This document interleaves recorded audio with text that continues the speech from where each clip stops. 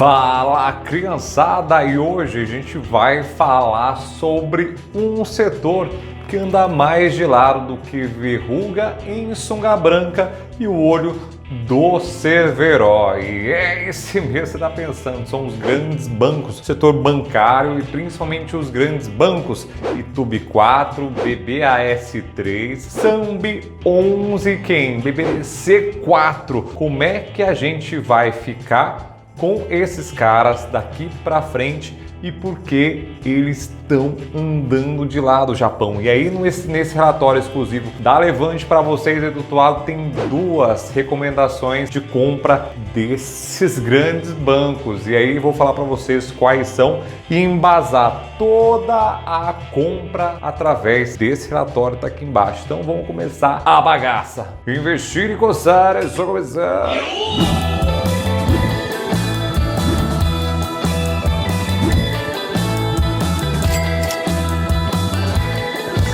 E esse relatório da Levante está extremamente detalhado, como sempre, então vocês já baixam aqui para a gente acompanhar toda a linha de raciocínio e saber qual banco a gente vai falar que eles estão recomendando compra e até a que preço comprar, porque isso é muito importante nas estratégias de investimento, sim. Só para vocês terem uma ideia, já para a gente situar na mesma página e entender a importância desses mano na carteira do Ibovespa, todos os quatro grandes bancos juntos, Itubi 4, BBS3, Sambi 11, BBDC 4, que é Itaú, Banco do Brasil, Santander e Bradesco, que correspondem a 17% do Ibovespa, de toda a carteira teórica, 17% é dos grandes bancos, e isso é muita coisa, tenha ciência que isso é coisa para um baralho. E para entender tudo isso, porque principalmente elas estão andando de lado e muito de lado, a gente vai dividir o relatório em 5 partes para você entender, e no final eu vou te falar as duas ações que eles recomendam à entrada. Mas antes de começar esse vídeo, vim aqui humildemente pedir um likeão, aquele likeão top, e um comentário, pode ser aleatório, escreve o nome da ação dessas 4 que você mais gosta aqui embaixo, para o japonês ter cada vez mais relevância nesse algoritmo que é um safado sem vergonha, mas que eu preciso muito dessa ajuda de vocês. Então um like, se inscrever no canal aqui, porque 67% ainda não é inscrito no canal do japonês. Porra! Tudo isso? E comentar, pode comentar Ticaricatica, pode comentar Banco do Brasil, Itaú, Sambi 11, Samba do Crioulo Doido, qualquer coisa que vocês quiserem, tá bom? E a primeira parte do relatório é o desempenho das ações nesse ano de 2020. E nesse ano foi um ano muito desafiador e extremamente broxante para os grandes bancos. Se a gente montasse uma carteira teórica dos 4 maiores bancos, ela teria performando menos 33,9, enquanto o Ibovespa estaria mais ou menos 11 ponto alguma coisinha. E 2 bancos digitais, que é o Banco Inter e o Banco BTG, estariam muito acima dos dois, dando uma lavada e provando que esse modelo digital veio para ficar. E nesse gráfico do lado vocês conseguem ver exatamente isso. Enquanto o BTG e o Banco Inter estão bombando e estão pirocando, a carteira teórica dos 4 bancões e o Ibovespa ainda estão menos do que começaram o ano, Brasil. Então essa revolução digital já começou há muito tempo. Será que os grandes bancos também não são digitais, hein? E o segundo é o aumento da concorrência. Como vocês puderam ver no gráfico anterior, hoje já nesse ano, principalmente, Banco Inter e BTG estão performando muito bem. Obviamente, alguns outros bancos que têm perfil mais digital que ainda não andaram também. Então a gente tem as situações também. E aí vocês perguntam, mas por que está acontecendo esse fenômeno? E um negócio que era trunfo dos grandes bancos agora virou o quê? Um furico. Então, que era uma cenourinha na frente, entrou aqui, ó, no furico dos grandes bancos.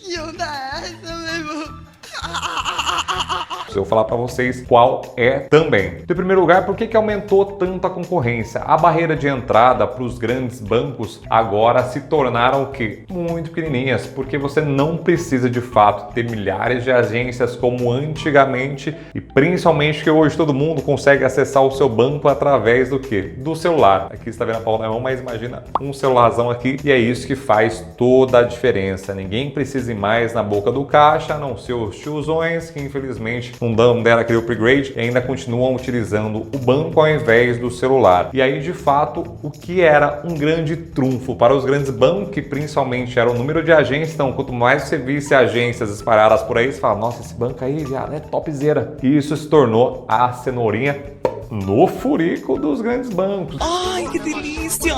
Isso porque acabou sendo de fato a âncora, o que não deixa os bancos andarem, na verdade, fora todo o processo rígido, enfim, outras coisas. Mas hoje um dos grandes empecilhos, o negócio que era muito topzera antigamente, que eram as agências, e o número de agências agora se tornaram um dos piores pontos fracos dos grandes bancos. Isso porque os grandes bancos ainda têm que fazer manutenção dessas agências, já que tem, e também muitos deles já estão se desfazendo de vários imóveis, mas pagando multa, porque o contrato era longo, obviamente, enfim, tem milhões de coisas que foram muito maléficos aos grandes bancos e que, ao contrário, os pequenos bancos, bancos digitais, não tem nenhuma. Para você ter ideia, o Banco Inter, por exemplo, não tem agência, Brasil, só vral, só vai e cresce igual uma vaca doida.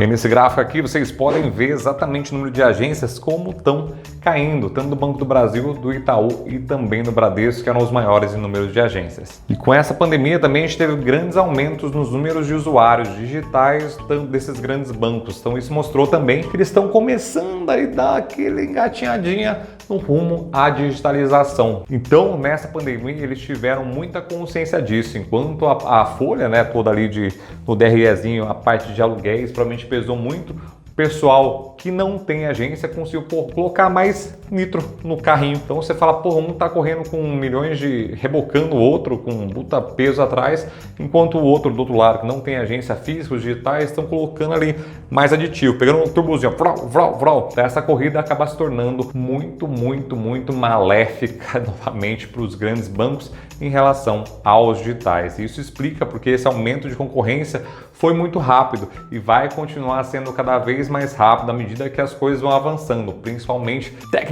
tecnologicamente. Existe essa palavra? Não. Tecnologicamente, é exatamente essa palavra, principalmente com Pix Venda. Então isso vai descentralizar muito a necessidade de ter agências. E aí os grandes bancos vão ter, obviamente, fazer a pixelização. Essa existe. Como você é burro. E os pequenos bancos também. Então vai colocar todo mundo ali na mesma igualdade. Então era como se antigamente lutasse o Mike Tyson contra quem? Contra o ET e o Rodolfo. Obviamente o ET e o Rodolfo ia tomar um pau. Porém, com essa pixelização, eles vão lutar de igual para igual. Porque aí não importa o tamanho, mas sim, de repente, a velocidade. Tá tudo abalado. O que tá? O meu bigolinho.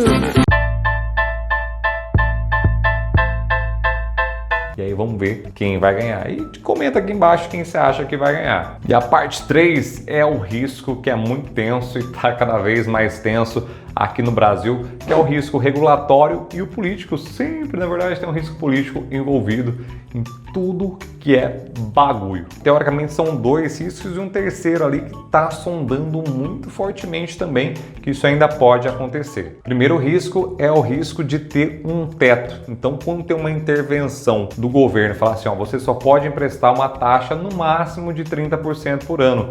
E aí, obviamente, se isso um dia explodir, taxa de juros for lá em cima, o custo do dinheiro fica cada vez mais alto. E se tiver esse teto, isso é muito ruim para os grandes bancos. Isso já passou no Senado e provavelmente vai ser engavetado na Câmara. Mas lembrando que esse risco é sempre iminente, principalmente em vésperas de eleição, quando essas medidas contra os grandes, os grandões, ficam cada vez mais populares, na verdade. Então hoje provavelmente vai ser engavetada, mas isso é uma pauta que está sendo discutida desde o governo Dilma, então que vira e mexe, bate na porta dos grandes bancos e faz, ó, o furico fechar. E aí isso é muito ruim para os grandes bancos, porque toda vez que tem uma intervenção, algum tipo de intervenção que tira a liberdade do grande banco fazer as escolhas, do empresário fazer suas escolhas, isso é muito ruim, tanto para os grandes bancos quanto para o Brasil também. E o segundo risco é o aumento da contribuição social sobre o lucro. Isso porque já estavam 15, subiu para 20 e agora estão querendo subir mais ainda. Isso também dificilmente vai passar, mas é um risco que também está batendo a porta. Se subiram de 15 para 20, pode subir mais um pouco, né? E aí tem que ver só se isso é justo ou não. Isso que importa, no final das contas, isso é sustentável ao longo do tempo, porque às vezes é justo, mas não é sustentável ao longo do tempo. Então Então a gente tem que pensar muito bem antes de aprovar qualquer coisa. A gente não, né? A gente pensa, obviamente, mas o governo tem que pensar muito bem antes de aprovar uma medida como essa. E o terceiro risco que tá batendo ali na porta do furico, ali, principalmente do bar.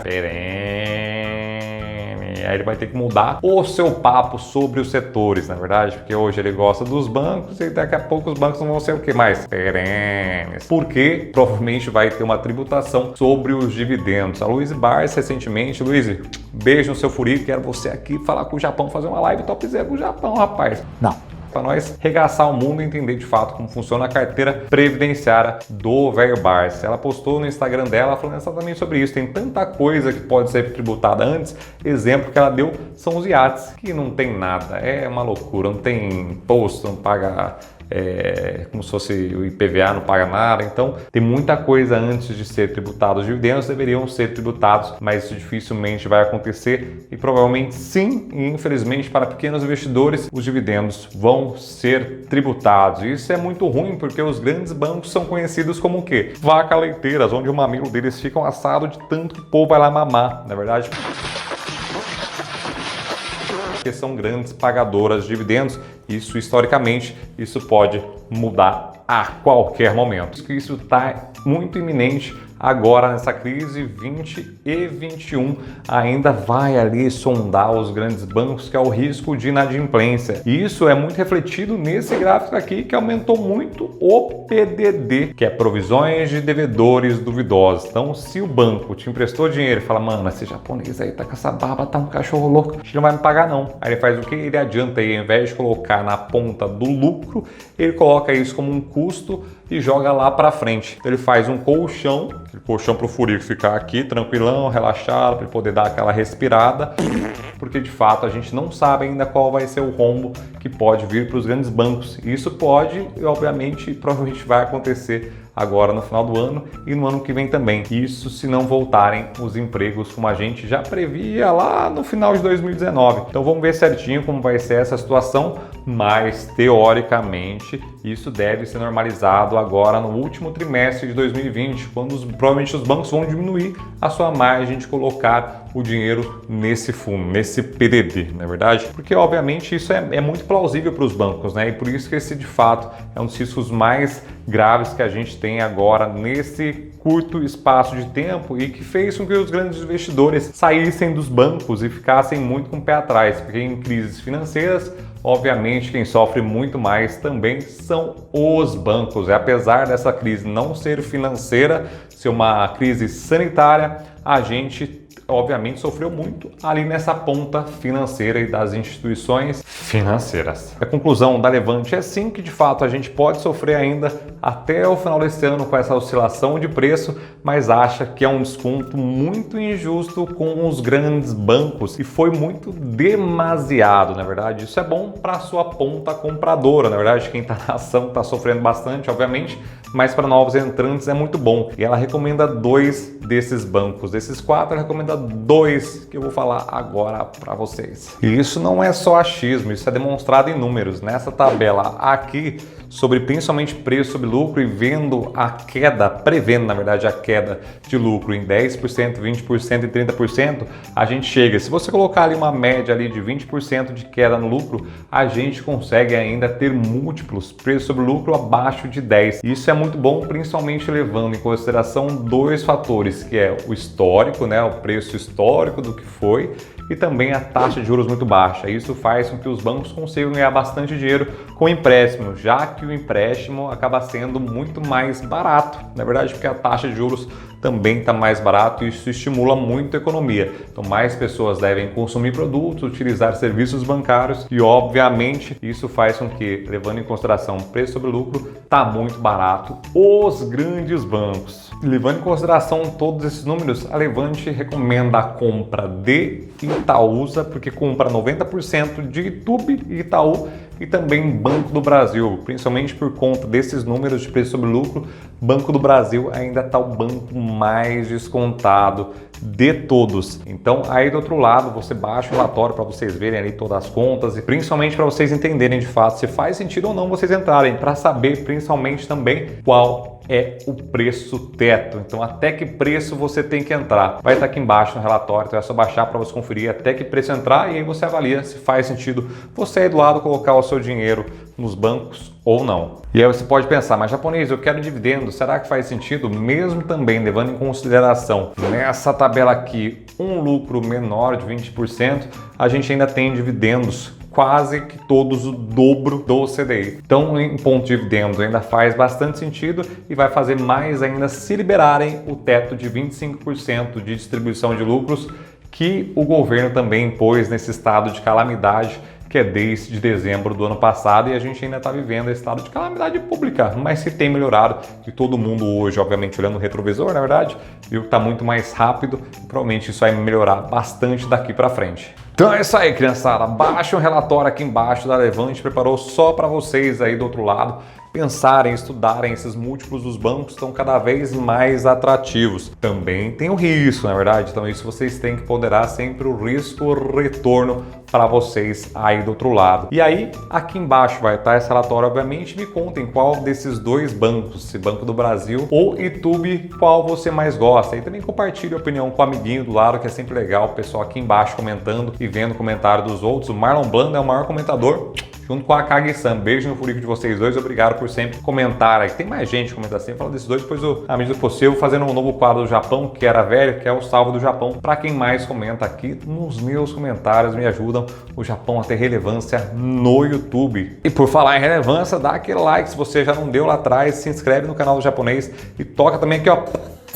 taca ligatica para toda vez que eu soltar um vídeo você ficar sabendo, na verdade. Eu também tô bolando uns outros jeitos pra gente fazer, igual meu grupo Telegram, por exemplo. Tem 5.000 e poucas pessoas lá, todo dia conversando, é um grupo livre, tá bom? Não tem mimimi, zero mimimi. Se você for um mimizento, eu te tiro de lá, vagabundo. Lá não é lugar pra malandro ou vagabundo ficar lá, não. Só pessoas topzeiras que frequentam lá, porque também tem que ter, né, uma régua alta das pessoas que a gente convive. E o Telegram é uma delas. Então se inscreve, vai estar lá no meu link, no meu Instagram, no Linktree, tem lá o link do Telegram, porque aqui embaixo eu não posso colocar mais nada não. E é isso aí então, espero que vocês tenham gostado. Meu nome é Denis Miyabara, investir e coçar, é só começar. Ah é, ó, vou mostrar pra vocês aqui, ó, antes de acabar o vídeo, bota um preto e branco aí, e agora não precisa ser mais preto e branco. Mas olha aqui, ó, se você tiver mais de 100 mil reais, olha aqui, ó, vem pra cá, Brasil.